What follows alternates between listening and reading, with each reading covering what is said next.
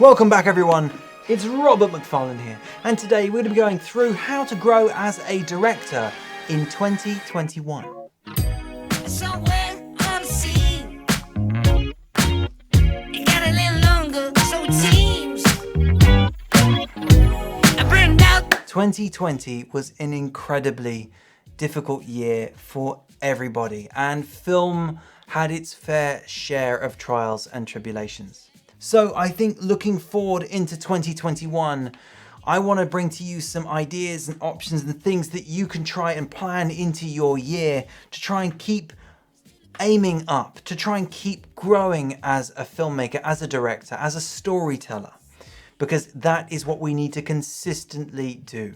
There will always be difficult times. There will always be another thing stopping us from doing what we truly love, what we truly want to be doing with ourselves, and that is making films. So I've compiled a list of various ideas that you can take into 2021, plan it into your year. Make sure you do something that helps you grow. These are things that I have done over the past years, through the last recession, through 2020 as well, and that has enabled me to grow as a filmmaker and get that little bit closer to my own dream of telling stories in film and TV. Universities. Most of you are probably thinking, oh gosh, I don't need a loan right now. I could barely find enough money to put food on the table. Well, I agree. I absolutely agree. Universities are expensive. However, how many of you know that many universities, and including the National Film and Television School, NFTS, also have lots and lots of short courses. These are brilliant courses, not just to help you gain extra experience, knowledge and credits in certain areas, but they also give you the opportunity to meet like-minded and like-leveled other filmmakers in your area. Producers, writers, directors, cinematographers, composers, the whole gamut. You're going to find these people on these courses because they're all in the same place as you. They're all there with the same mentality. They are trying to up their game. They're trying to reach that next step. This is a great place to find really passionate filmmakers who want to make great films. Books. Oh my gosh. Okay, so I myself used to be terrible with reading books. And my producer would always tell me, just read more books. You're going to find some brilliant information. But personally, I found it far easier just to go online and YouTube something and find a video or go and find a blog. And I realized that there is some great content out there on the internet, but some books have some utterly unique content that you just cannot find anywhere else. And there are 3 books that I think I'm going to recommend to you right now that I read during 2020 that I think are brilliant. Master Shots Volume 2, shooting great dialogue scenes, utterly brilliant. It's always great to see books that take the time to analyze shots, not just the lighting and the camera and the lenses, but also the way it dramatically tells the story. It is just unmissable reading. One other book, David Mamet on directing. This book single-handedly changed my opinion on directing. I think the way in which his book describes how to go about telling a story in cinema with cinematic language, using frames, using cutting, is absolutely essential to any filmmaker. Finally, Sidney Lumet's Making Movies is another absolute game changer and a brilliant perspective on how to make movies. It is a very holistic perspective on the entire process that Sidney Lumet uses when making movies, from the very, very beginning, fledgling ideas and scripts, all the way to the end film as it goes out to the audience. Do it, go out there, get the books, they're cheap, you get them on Amazon, get them on Audible, find them on eBay, they're everywhere. They really,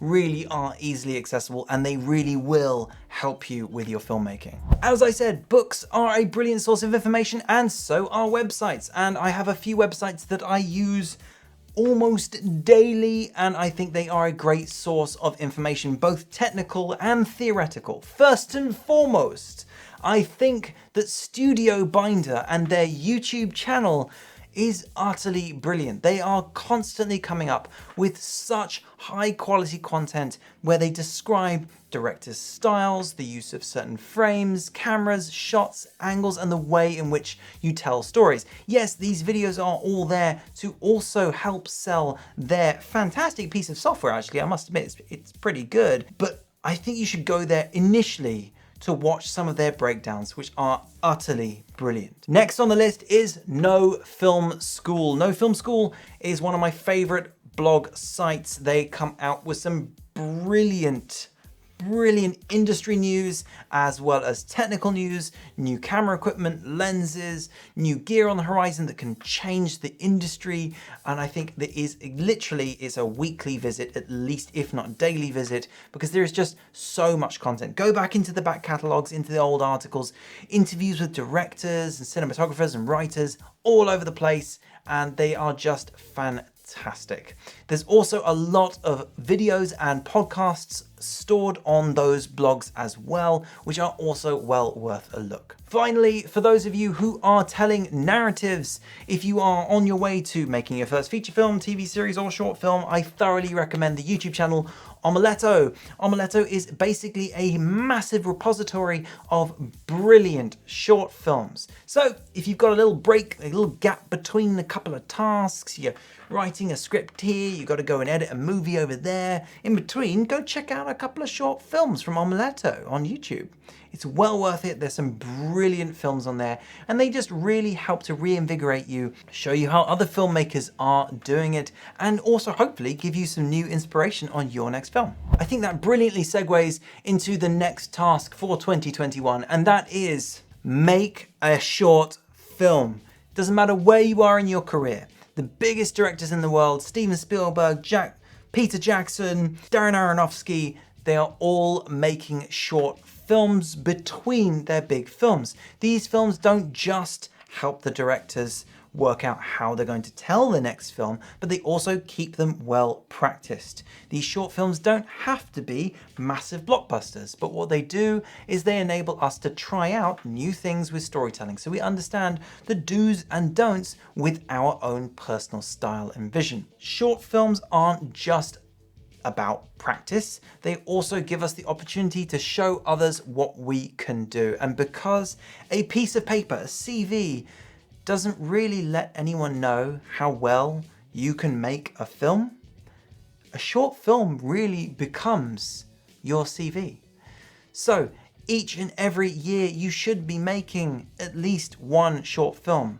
And if you need some extra incentive to make a short film, go find one of the 48-hour film competitions out there. There are literally hundreds of them, and get yourself a small team of people that are willing to jump in and spend a weekend having a blast making a film. At least you'll get a film made, and you'll get that experience and credit, and hopefully some brilliant memories and connections too. Now, most of you probably are watching Netflix, Apple, Hulu, Amazon, or maybe you even watch TV, who knows? So you're taking in content, but how many of you are watching that content again? How many of you are taking the time to analyze that content? I'm going to put hand on heart here and say I used to be really bad at this, but it is invaluable. Once you watch a film to enjoy it, give it a couple of weeks and go back to that film. Make sure it's a film you enjoyed, right? And then take the time to pause and play it and just write down what was the purpose of the scene and what did the scene do well and maybe what did the scene not do so well. And just write out the film like that. Use that as a way of getting to know storytelling, getting to understand scenes and their purpose and why we choose to shoot things in the way we shoot them. How directors choose to shoot scenes with their own unique signature. What's the difference between a Quentin Tarantino shootout and a Sergio Leone shootout? Work it out, find out, analyze the scenes. This will help inform how you want to approach your own scenes. And don't be afraid to stand on the shoulders of those giants, because they are standing on the shoulders of those who came before them. We all have to learn from the movies that we have seen, the movies that have already been made, to be able to make the movie that we haven't seen yet. And I'm going to address the big elephant in the room. A lot of you will think, hey, yeah, I want to do that. I want to go make a short film. And hey, yeah, I'm going to go write a script. And then a lot of us get this kind of inclination where we just, oh, it's not ready yet. And oh, I don't like the edit. It's not quite there yet. Or the script's not ready yet.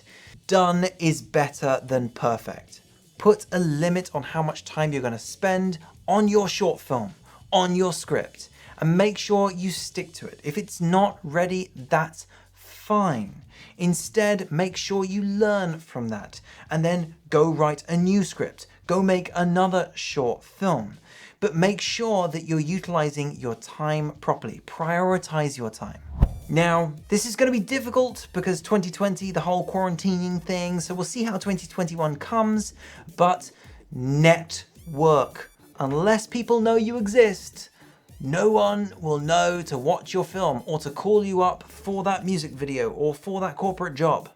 So you got to get out there, you got to get your work seen. The way to do that, you definitely have to have a website in today's age.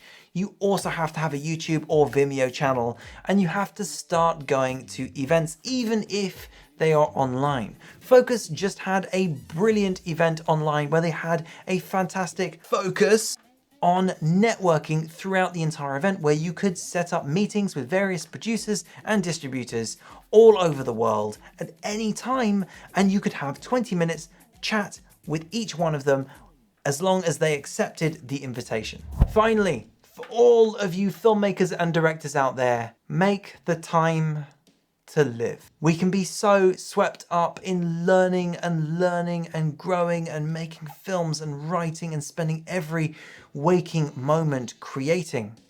And we forget that we also have to take the time to live, to be able to tell those stories, to be able to reflect on our lives. We need to have moments of contemplation and silence. Whether that's through reading a book, writing a diary, meditation, a long walk, running, working out. It could be any one of those or more.